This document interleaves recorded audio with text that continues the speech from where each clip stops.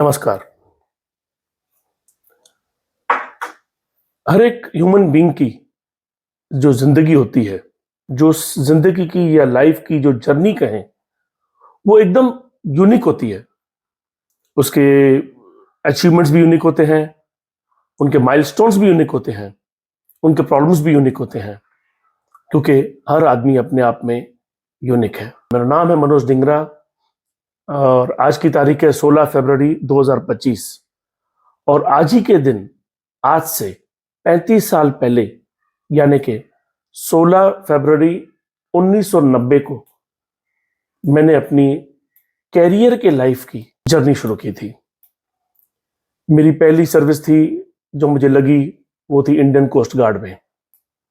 तो लेकिन पोस्टिंग थी दाबोलिम, गोवा, और मैं रहता था मुंबई।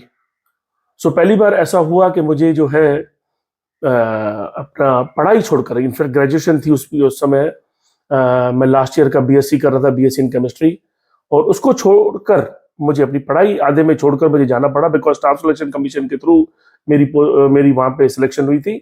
और मैंने काफ़ी रिक्वेस्ट किया था स्टाफ सिलेक्शन कमीशन को कि प्लीज़ मेरे को थोड़ा एक्सटेंशन दे दें, but they did not accept my request.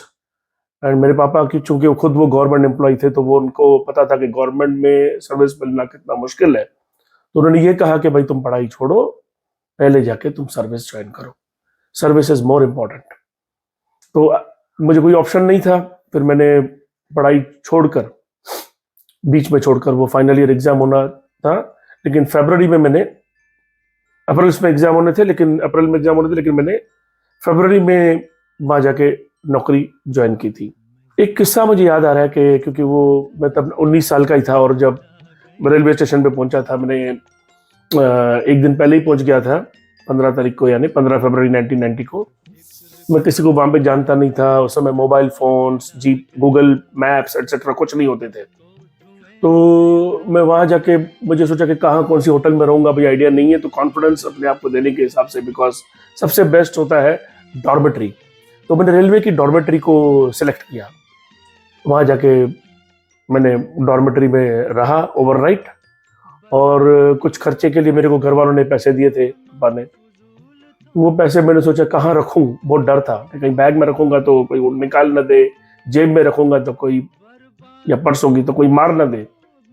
तो मैंने वो कैश रखी थी, मुझे आज भी याद है, मैंने कैश रखी थी अपने सॉक्स के अंदर, सॉक्स के अंदर। तो सॉक्स में थे और फिर मैं सो गया था, मैंने ध्यान में नहीं रहा। बट रात को मुझे ऐसे क्यों फीलिंग हुई कि किसी ने मेरे पाँव को टच करने की कोशिश की है। शायद वो पैसे निकालने की कोशिश कर रहा था, उसने देख लिया था कि मेरे सॉक्स के अंदर पैसे हैं। बट थैंकफुली मेरी नींद खुल गई और कोई नुकसान नहीं हुआ। एनीवे, तो कोस्ट गार्ड में मैंने सर्विस की एज अ सिविलियन, बिकॉज वहाँ पे नाविक्स होते हैं, मतलब सेलर्स कहा जाता है, सेलर्स कहते हैं वहाँ पे। इंडियन नेवी में नाविक्स बोलते हैं और कोस्ट गार्ड में सेलर्स बोलते हैं। तो वहाँ मैंने ज्वाइन की थी, टोटली डिफरेंट एनवायरनमेंट था, और मैं सिविलियन था बिकॉज क्लास 3 में मैंने ज्वाइन किया था। और वहाँ पे फिर मैंने पहली बार हेलीकॉप्टर देखा था, वाइट कलर का मस्त हेलीकॉप्टर मेरे आंखों के सामने, पहले दिन। कोस्ट गार्ड में तब मेरे 2 बहुत अच्छे फ्रेंड्स बन गए थे। एक फ्रेंड आज भी मेरे साथ है, नूरन लाल वर्मा, हमारी दोस्ती हो गई उनसे 35 years old. So a takeaway from Coast Guard and Dabolim, other than the experience and whatever period I spent over there, ये टेकअवे कि आज वो दोस्त आज भी मेरे साथ, हम लोग काफ़ी अच्छे, मैं घर पे भी आया था रिसेंटली। तो 10 महीने मैंने नौकरी वहाँ पे की। इस बीच में, बिकॉज मैं गोवा में नहीं काम करना चाहता था, मैं चाहता था कि जल्द से जल्द यहाँ से निकलूँ, बिकॉज अकेले रहना बहुत भारी पड़ रहा था। So I had to move out. तो मैंने रेलवे में अप्लाई किया था, तो मीनवाइल रेलवे में लग गई नौकरी मैंने। तो December 1990 then I joined railway. I spent 14 months there in railway. मुझे एग्जाम देने थे, तो फिर मैंने कैसे तो भी, मुझे लीव नहीं मिल रही थी, फिर without only leave for exams मिली। तो वो लीव लेकर मैंने फाइनली बीएससी का फाइनल ईयर एग्जाम्स दे दिए।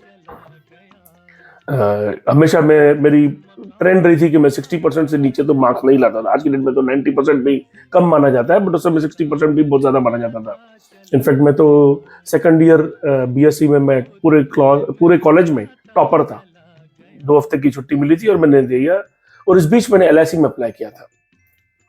तो रेलवे के जो टेकअवेज मेरे हैं वो आज भी फ्रेंड्स मेरे साथ हैं, और थोड़े बहुत एनीवे एक अलग चैप्टर हो जाएगा। रेलवे के बाद मैंने ज्वाइन किया एलआईसी। एलआईसी में मैं लगभग अगेन अराउंड 14 मंथ्स था, और बहुत ही बढ़िया एटमॉस्फेयर। एलआईसी जैसा एटमॉस्फेयर मुझे, मैं कहूँगा कि one of the finest atmosphere मैंने एलआईसी में देखा।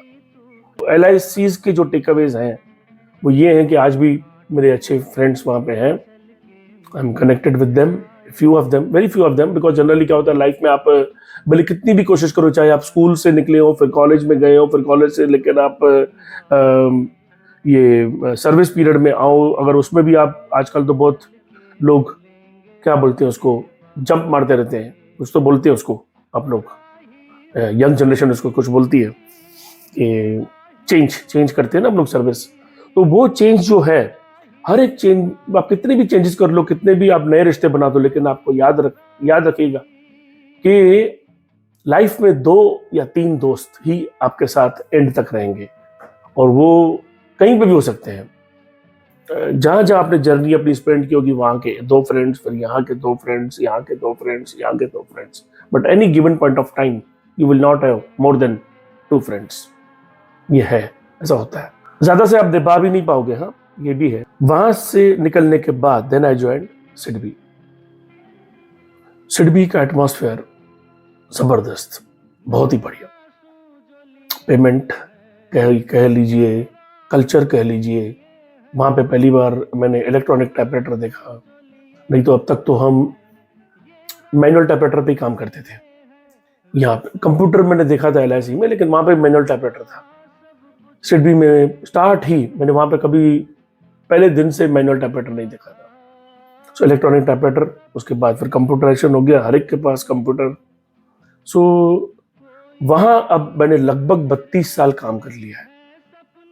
तो टोटल जर्नी अगर आप देखें, coast guard, railway, LIC and then SIDBI, 35 years हो गए।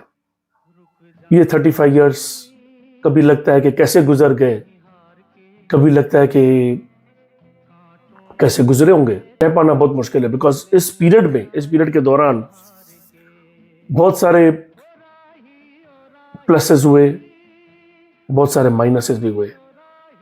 मेरे खुद के अपनों के अपने वो सब चले गए, जैसे हर एक के साथ होता है। जिसको आना है उसको एक बार जाना है, हम भी चले जाएंगे, मैं भी चला जाऊंगा, होना ही है। लेकिन दुख तो होता है, और losses are after all losses. सब कुछ तो वैसा नहीं मिलेगा जिंदगी में जैसे हम चाहते हैं। वैसा मिलता तो फिर तो हम लोग लगभग स्वर्ग में ही है। फाइनली मैं ये कहना चाहूँगा कि जिंदगी जो है बहुत कुछ देती है, लेकिन बहुत कुछ लेती भी है, और बहुत सारे उतार चढ़ाव, प्लसेस माइनसेस, लेकिन फिर भी जिंदगी चलती रहती है। माइनसेस में ये भी होते हैं कि अगर आप ऐसी नौकरी करोगे कि आपको ट्रांसफर्स फेस करने पड़े, कभी ऐसी नौबत आ जाती है कि आपको अपनों से ही, जो हमेशा के लिए चले गए, उससे तो आप दूर हैं ही, लेकिन जो आपके अपने आज हैं, परंतु बिकॉज ऑफ ट्रांसफर्स वो आपके साथ नहीं है। Fact of the life. Can't say much about this because that is the decision of the, क्या बोलते हैं, गवर्नमेंट। पता नहीं इस पर कुछ करना चाहिए। अभी इतनी डिजिटल आ गई है, तो इतनी डिजिटलाइजेशन हो गई है, ह्यूमन टू ह्यूमन इंटरेक्शन नहीं रहा, सब कुछ ऑटोमेटिक होता है। तो आई थिंक इसके ऊपर जो यहाँ पे मेरे को एक एक सजेशन मेरे को जस्ट थॉट आ रहा है, मैं दे दूं कि ये है कि इस विजिलेंस एंगल को यहाँ से चाहे तो गायब कर सकते हैं, and then in that case फिर ये रिक्वायरमेंट नहीं रहेगी ट्रांसफर्स की, एंड देन यहाँ से वहाँ आदमी को प्लेस करना, खर्चे करना, फोकट में फैमिली को डिस्टर्ब करना, ये एक अवॉइडेबल चीज हो सकती है जिसमें गवर्नमेंट अपना पैसा बचा सकती है. This is my suggestion. Okay, this my opinion, personal opinion, nothing official about it, nothing against anyone, nothing against this, पता नहीं है ना, यू बेटर अंडरस्टैंड. सो मैं ये कहना चाहूंगा कि आप भी जो लोग अपनी लाइफ अभी स्टार्ट कर रहे हैं, आजकल की जनरेशन तो बहुत ही स्मार्ट है, स्मार्टफोन रखती है पहले तो खुद ही बचपन से. सो इतनी स्मार्ट है, they understand everything, they know everything, सब कुछ उनके फिंगर टिप्स पे है. और वो जब अपनी जर्नी अब शुरू करते हैं तो उनको ज़्यादा कुछ करने की मेरे ख्याल से जो है ना, उनको सिर्फ अपनी नौकरी संभाल लें, एक अपने आप को संभाल लें, वही बहुत है. क्योंकि उनको इतना स्ट्रगल नहीं करना है, क्योंकि उनके जो फादर्स हैं लाइक मी, उन्होंने अब इतना कर दिया है कि they have the ancestral properties and all. So नहीं तो अदरवाइज प्रॉपर्टी लेना बहुत मुश्किल हो गया आज की डेट में. तो कोई एक बच्चा जो आज बड़ा होकर शादी करेगा और उसको अपनी अलग से प्रॉपर्टी लेनी हो, 1 करोड़ 1.25 करोड़ से कम तो 2 BHK है ही नहीं. थोड़े टाइम में मुझे लगता है जिस तरह का चल रहा है, शायद 70-80 लाख का या इवन 1 करोड़ का 1 BHK भी हो जाएगा. सो आप अपनी जिंदगी पे फोकस करें. लाइफ में जो है बहुत सारे अप्स एंड डाउन्स आपके लाइफ में भी आएंगे. Take it in a stride, disheartened ना हो. जैसे हम मजाक में अगर मैं कहूँ तो कहते हैं कि आज तुम्हारे पास, मेरे पास बंगला है, गाड़ी है, बैंक बैलेंस है. एनीवे, मेरे पास बंगला नहीं है, ओके, बाय द वे. मेरे पास फ्लैट है, गाड़ी है, बैंक बैलेंस है, तुम्हारे पास क्या है?